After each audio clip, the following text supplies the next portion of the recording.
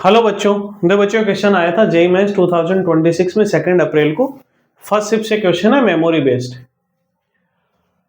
36CR+1 equals to 635CR upon K² minus 3 such that S equals to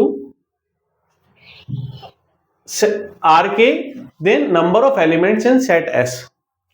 कि ये हमें condition दे रखी है, इस कंडीशंस को सोल्व करके हमें एक सेट बनाना है S जिसमें R, K टाइप के एलिमेंट्स लिखने हैं। तो इसमें नंबर ऑफ एलिमेंट्स कितने आ सकते हैं।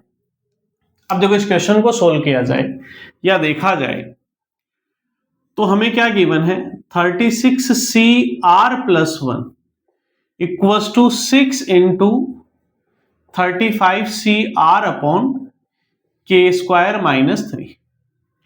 तो यहां कंपेयर कर ले, 35 है, यहां 36 है, ये R है, ये R+1 है। तो यदि ये भी 35CR टाइप का लिख पाए तो ये कैंसिल हो जाएगा।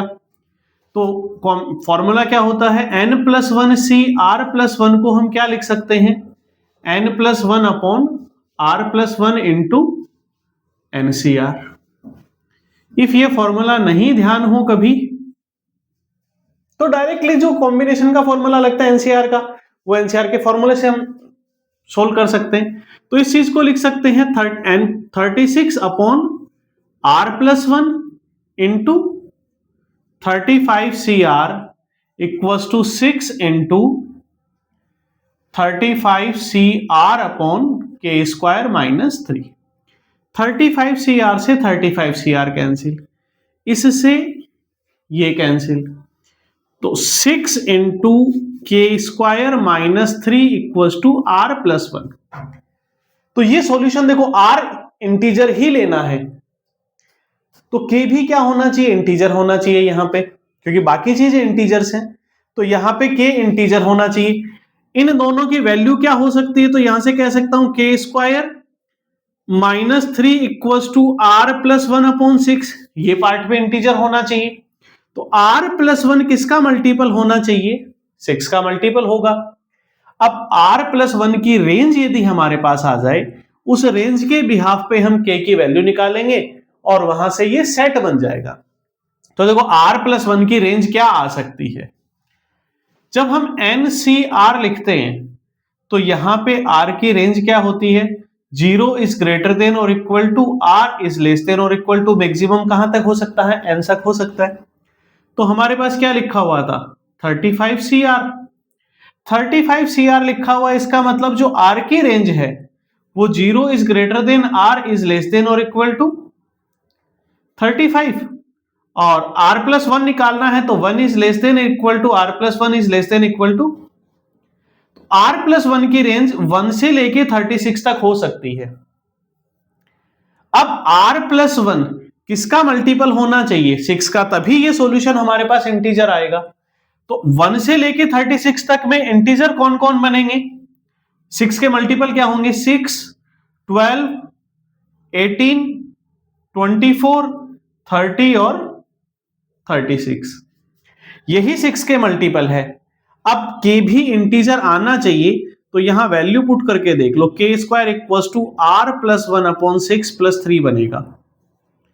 तो हम कहते हैं कि लेट R+1 की इक्वल्स टू 6 है, तो K² इक्वल्स टू 6 अपॉन 6, 1 + 3 4, तो K की वैल्यू कितनी आ जाएगी, +-2। R+1 इक्वल्स टू 12 यदि हम ले लें तो K² क्या बनेगा, 6 2 जा 12, 2 + 3 5, K² K equals to root +-5, not an integer, it means 12 possible नहीं है। ऐसे ही कितना पुट कर दे, K² इक्वल्स टू R+1 को 18 ले लेते हैं, तो 6 से डिवाइड करेंगे 3 बनेगा, तो K² इक्वल्स टू 3 + 3 6, यहां से भी नॉट एन इंटीजर, 24 ले लें, R+1 24 लें तो 6 4 जा 24, तो 4 + 1, K² इक्वल्स टू यहां पुट करेंगे तो ये 4 होगा, 4 + 3 7, K² equals to 7, K equals to +-√7, not an integer. 30 put करते हैं यहां पे, इस जगह 30 पुट करते हैं तो k square equal to 30 put करेंगे तो 5 + 3 k स्क्वायर इक्वल टू 8 और k equal to ±2√2 not an integer.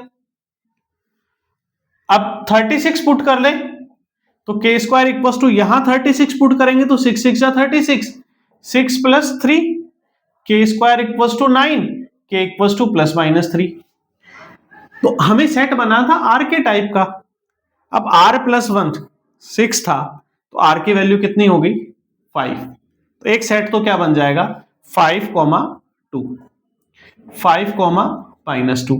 यहां से कुछ नहीं बनेगा, यहां से कुछ नहीं होगा, यहां से कुछ नहीं होगा, लास्ट बनेगा हमें यहां पे। तो r + 1 की वैल्यू हमने 36 रखी थी, r की वैल्यू कितनी होगी 35 से एक तो +3 और 35 -3 1 2 3 4। इसमें टोटल नंबर ऑफ एलिमेंट कितने आ जाएंगे 4 सेट्स, यानी 4 एलिमेंट्स बनेंगे। तो इसका आंसर हो जाएगा number of element is 4। Thank you बच्चों।